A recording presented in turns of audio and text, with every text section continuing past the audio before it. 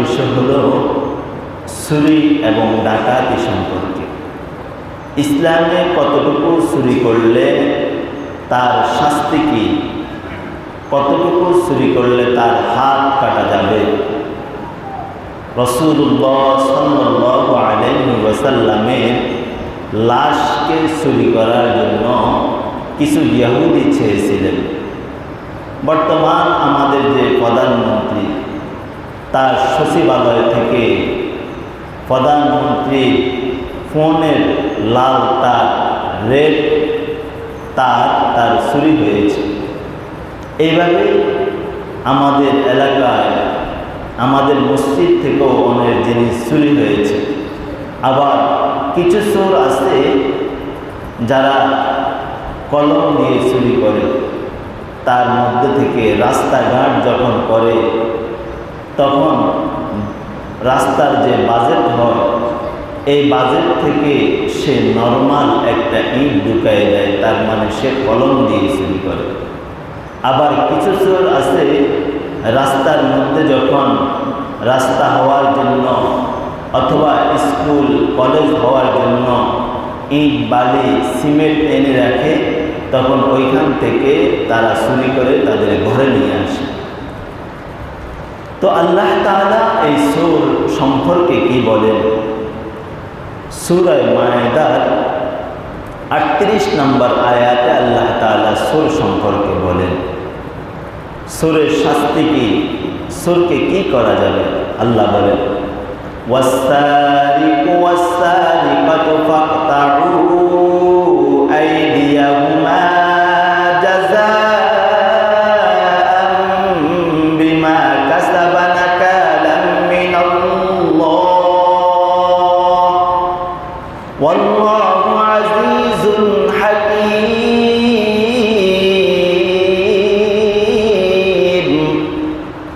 আল্লাহ তাআলা বলেন, ওয়াসসারিকু, পুরুষ চোর, যেই পুরুষ চুরি করে, ওয়াসসারিকাতু, যেই নারী চুরি করে, ফাকতাউ আইদিয়াহুমা,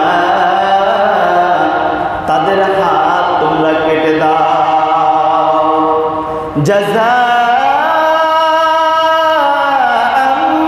বিমা কাসাবা নাকালাম মিনাল্লাহ। আল্লাহ বলেন, এটা আমার পক্ষ থেকে তাদের জন্য জাযা, শাস্তি। কেন তারা চুরি করলো? এই জন্য আল্লাহর পক্ষ থেকে চুরি করার কারণে, ডাকাতি করার কারণে আল্লাহর পক্ষ থেকে তাদের হাত কাটার বিধান আল্লাহ তাআলা দিয়ে দিয়েছে। ওয়াল্লাহু আজিজুন হাকীম।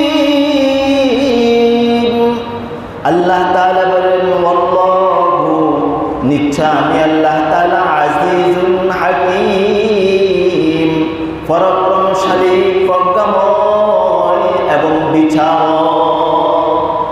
আল্লাহর মতো বিচার পৃথিবীর মধ্যে কারো চলে না। এই জন্য আল্লাহ বলেন, যারা চুরি করবে, যারা ডাকাতি করবে, তোমরা তাদের হাতকে তোমরা ইসলাম অনুযায়ী কেটে দাও। বর্তমানে ইসলাম সমাজ ব্যবস্থা না থাকার কারণে দুই একটা চোর আর দুই একটা ডাকাতের যদি হাত কেটে দেওয়া যাইত, বাংলাদেশের যত চোর যত ডাকাত আছে সবাই ঠিক হয়ে যেত। কথা বুঝছেন? এবার আসেন, যারা চুরি করবে, ডাকাতি করবে, আল্লাহ তাআলা বলেন, এই চোররা যদি, ডাকাতরা যদি কি হয়ে যায়, ভালো হয়ে যায়, যদি এরা তাওবা করে, তো আল্লাহ তাদের সম্পর্কে কি বলেন? সূরা মায়েদা আয়াত নম্বর 39 আল্লাহ বলেন, যারা চুরি করার পরে আমি আল্লাহর কাছে আসবে, আসিয়া তাওবা করবে, ডাকাতি করার পরে আসিয়া আমি আল্লাহর কাছে তাওবা করবে, তো তাদেরকে আমি কি করব শুনুন। ফামান তাবা মিন বাদি ফামান তাবা, যে আমার কাছে আসিয়া তাওবা করলো, আল্লাহ চুরি করে ফেলছি, আল্লাহ আর করব না, শয়তানের ধোঁকায় পড়ে আমি চুরি করে ফেললাম, ডাকাতি করে ফেললাম। ফামান তাবা মিন বাদি যুলমিহি, আল্লাহ নিজের উপরে জুলুম করলাম, আল্লাহ ওয়া আসলাহা, আল্লাহ আমি সংশোধন হয়ে গেলাম, ইসলাহ হয়ে গেলাম। ফাইন্নাল্লাহা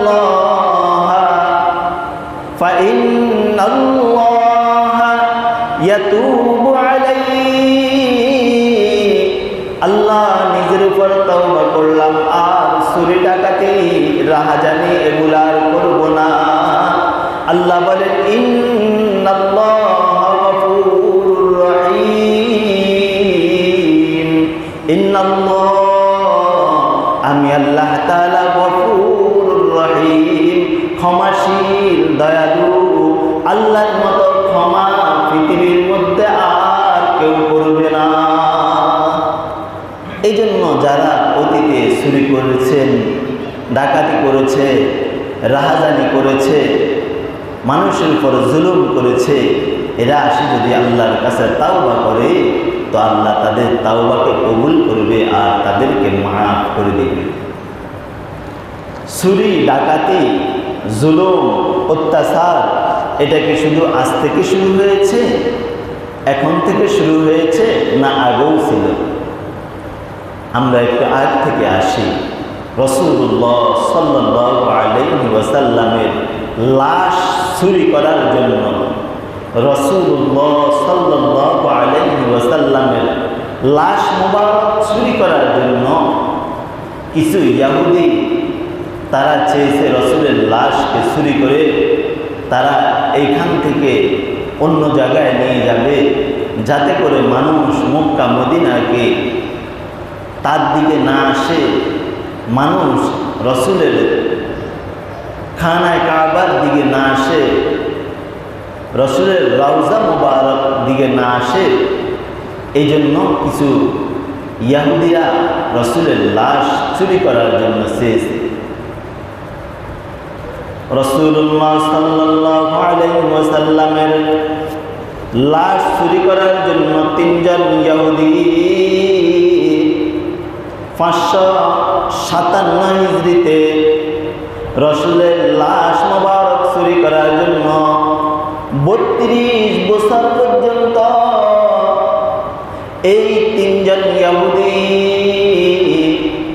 তারা মদিনা থেকে আস্তে আস্তে করে মানুষ যখন ঘুমায় যায়, রাত্রে তারা আস্তে আস্তে করে তারা কি করে, মাটি কাটে, আর মাটিগুলা তারা রাত্রের কিছু অংশ চামড়ার ব্যাগ করে, এই তিনজন ইহুদি চামড়ার ব্যাগ করে তারা এই মাটিগুলাকে নিয়ে কোনো সাগরের বা কোনো নদীর মধ্যে দূরে কোথায় ফালায় আসে, যাতে করে মানুষের সন্দেহ না হয়। এইভাবে 32 বছর পর্যন্ত রাসূলুল্লাহ সাল্লাল্লাহু আলাইহি ওয়াসাল্লামের লাশ মুবারক চুরি করার জন্য তিনজন ইহুদি তারা লাগাতার কাজ করতেছে। ওই সময় বাগদাদের একজন বাদশাহ, যার নাম হলেন নুরউদ্দিন জঙ্গি রহমতুল্লাহ আলাইহি, রাসূলুল্লাহ সাল্লাল্লাহু আলাইহি ওয়াসাল্লাম ওই নুরউদ্দিন জঙ্গি রহমতুল্লাহ আলাইহিকে স্বপ্নে যুগের মধ্যে দেখাইলেন, হে নুরউদ্দিন জঙ্গি, তুমি তো বাগদাদের মন্ত্রী, আমার লাশ চুরি করার জন্য তিনজন ইহুদি আমার লাশকে চুরি করার জন্য আস্তে আস্তে করে মাটি খনন করে চলে আসছে, আর মাত্র 1 হাত বাকি আছে আমার লাশ পর্যন্ত আসা। হে নুরউদ্দিন জঙ্গি, জলদি করে বাগদাদ থেকে মদিনার মধ্যে যাও, আর আমার লাশকে চেষ্টা চালাও। স্বপ্ন যুগের মধ্যে নুরুদ্দিন জাঙ্গি রহমতুল্লাহ আলাইহি যখন এই মেসেজটি পাইলেন, সাথে সাথে তিনি বাগদাদ থেকে কিছু সেনাবাহিনী নিয়ে তিনি মদিনার উদ্দেশ্যের মধ্যে রওনা হয়ে গেলেন, মদিনার দিকে রওনা হয়ে গেলেন। মদিনার মধ্যে আসিয়া হযরত নুরুদ্দিন জাঙ্গি রহমতুল্লাহ আলাইহি মদিনার মধ্যে আসিয়া মদিনার সমস্ত মানুষকে বললেন, শুনো,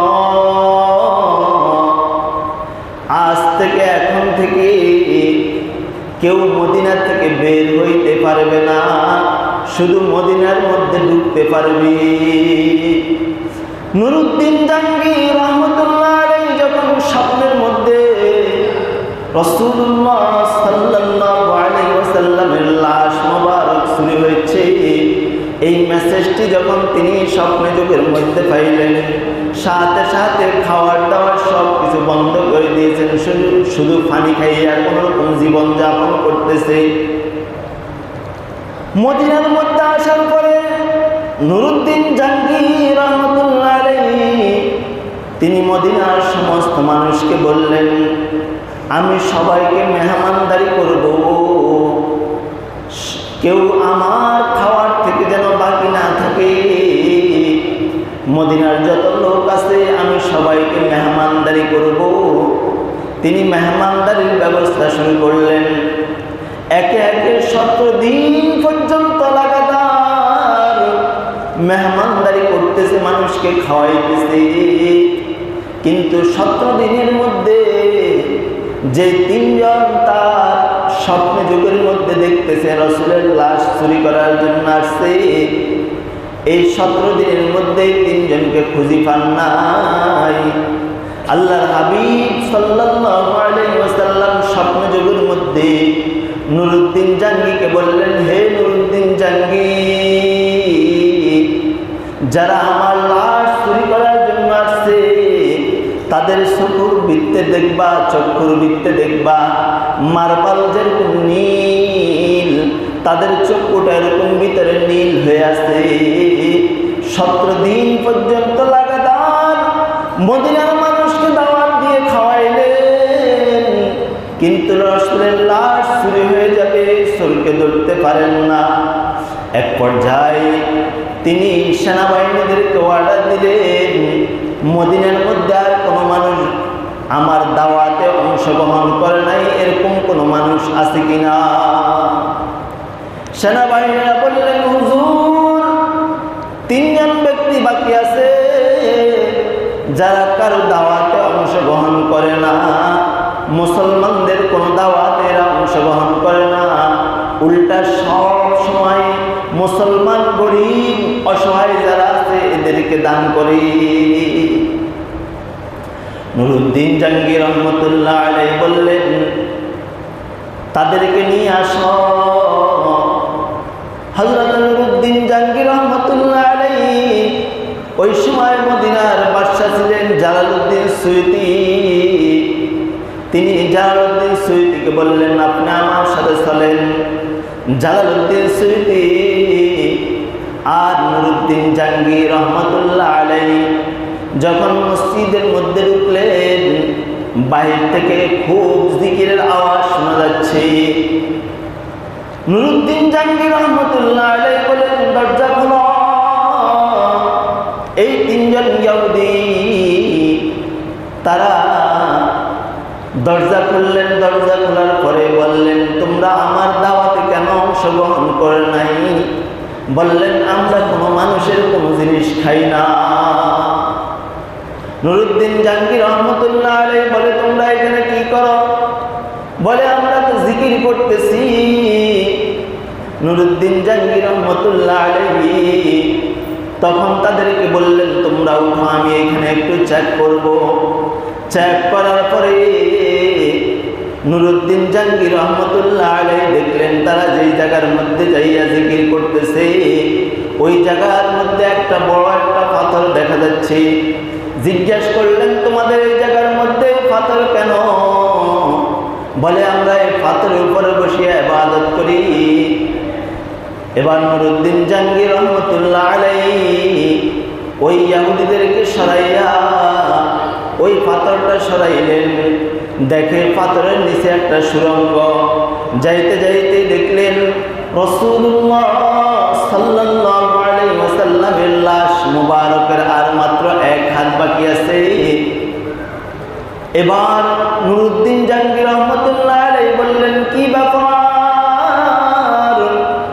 তোমরা এই কাজ কেন করেছ? এই তিনজন ইহুদি বলেন, আমরা আমাদেরকে ইহুদিরা অনেক টাকা পয়সা স্বর্ণ মুদ্রা দিয়া ডবল বেতন দিয়া আমাদেরকে এই কাজ করার জন্য পাঠাইছে। আমরা যেন রাসূলের লাশ মুবারক এখান থেকে চুরি করি, আমরা ইহুদিদের কাছে হস্তান্তর করি। তাহলে চুরি কি আজ থেকে না আগ থেকে আসে? বলেন, আগ থেকেই চুরির অভ্যাস মানুষের স্বভাবগতভাবে আসে। এবার নুরুদ্দিন জাহাঙ্গীর রহমতুল্লাহ আলাইহি বললেন, ঠিক আছে, তোমরা আমার সাথে বের হয়ে আসো। আর মদিনার মধ্যে তিনি বড় একটা মঞ্চ উঠাইলেন, বড় একটা মঞ্চ বানাইয়া এই তিনজনকে কঠিন শাস্তি দিচ্ছে আর বলতেছে, তোমরা যে এখানে লাশ চুরি করতে আসছ, আমাকে তো এই মেসেজটি রাসূলুল্লাহ সাল্লাল্লাহু আলাইহি ওয়াসাল্লাম স্বপ্নে যোগের মধ্যে দেখাইলেন। নুরুদ্দিন জাহাঙ্গীর রহমতুল্লাহ আলাইহি তখন তিনি রাসূলুল্লাহ সাল্লাল্লাহু আলাইহি ওয়াসাল্লামের লাশ মুবারকের চতুর্পাশে মোটা করে সীসা ডালাই দিয়ে দিলেন, কেউ যেন রাসূলের লাশের কাছে যেন না যাইতে পারে। আল্লাহ তাআলা এবার কি বলেন? আল্লাহ তাআলা যারা রাসূলুল্লাহ সাল্লাল্লাহু আলাইহি ওয়াসাল্লামের লাশ মুবারক চুরি করার জন্য আসছে, আল্লাহ তাআলা সূরা আল ইমরানের 54 নম্বর আয়াতের মধ্যে আল্লাহ তাআলা বলেন, ওয়া মাকারু ওয়া মাকারাল্লাহ ওয়াল্লাহু খায়রুল মাকিরিন।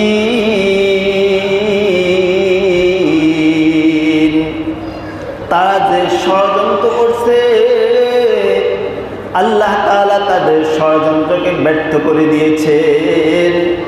তারা যে কৌশল করেছে, তারা তাদের কৌশল অনুযায়ী, তাদের ষড়যন্ত্র অনুযায়ী তারা রাসূলের লাশ মুবারক চুরি করতে পারে নাই। আল্লাহ থেকে বড় কৌশল পৃথিবীর মধ্যে আর কারো হতে পারে না। আপনি মনে করেন যে আমি